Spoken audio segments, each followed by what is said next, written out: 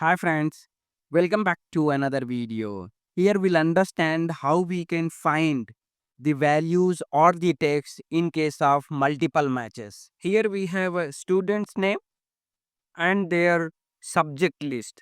Our task is to get the complete subject list in one cell. If you use Vlookup, it won't work because in Vlookup you will get only the first match. So instead you can use TEXTJOIN function together with the filter function. Let's get started. First we'll get the student names. To get that we'll use unique function. Type unique and select the complete student name range.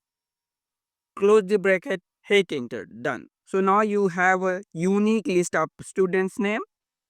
Now to get the complete subject list in one cell, type text join, delimiter is comma, ignore empty rows, comma. In the text, we'll use a filter function.